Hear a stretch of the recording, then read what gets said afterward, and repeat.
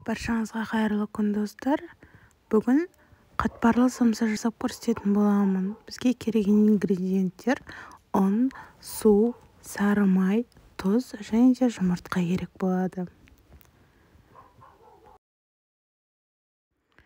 Алдымен дәл осы видеодағыдай қамырымызды жақсылап илеп аламыз. Июін қандырып 15-20 минутта илейміз.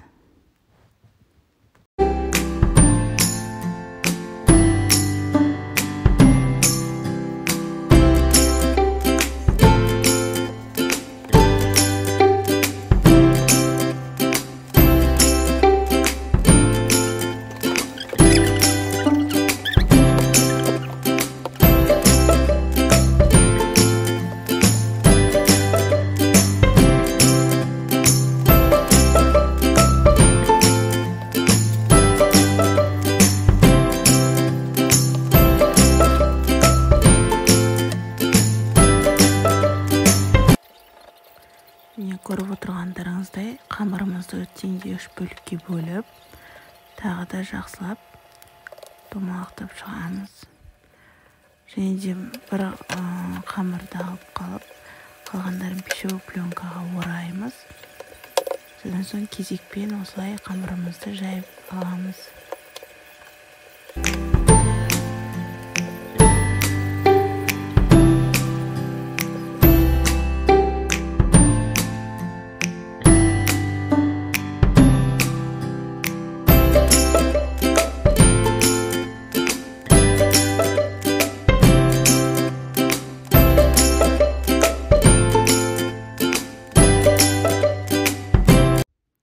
Қамырымыздың әр бөлшегін осылай жып-жақа етіп, кезек-кезекпен барлығын бірдей көлемде жаятын боламыз.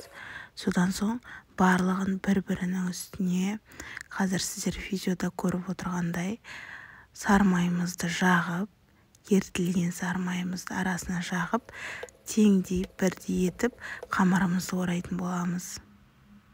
Мұқият қарап отырыңыздар.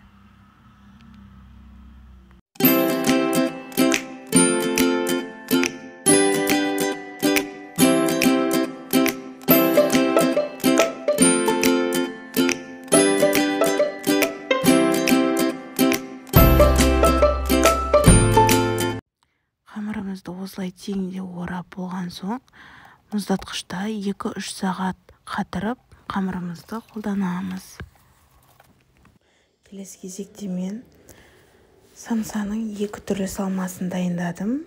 Осы видеодан қарап көрсеңіздер болады. Мөлшерін барлығын описанияға жазып қалдырдым. Сіздер де осылай жасап көріңіздер.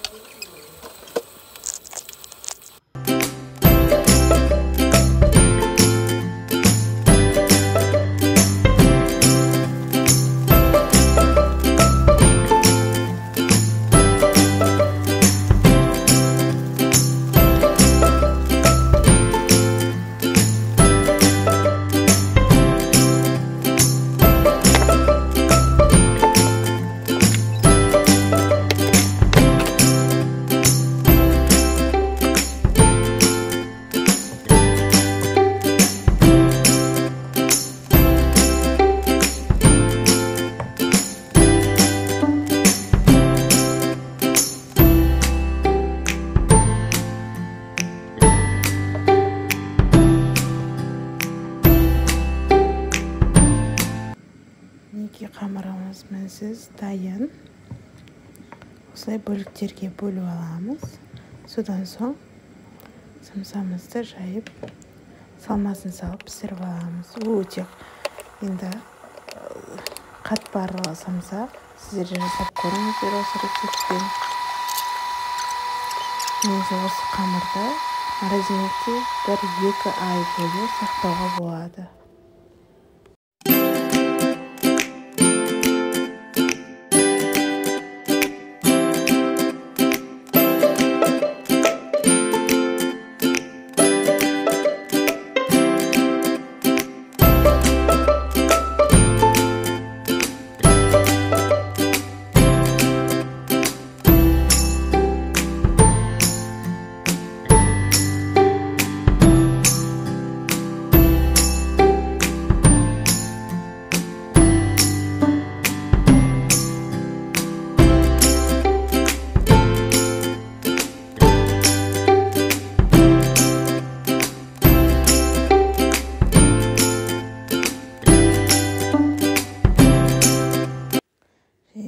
міндетті түрде жұмыртқаның сарысымен кішкене сүт араластырып самсаның бетіне жағып шығамыз.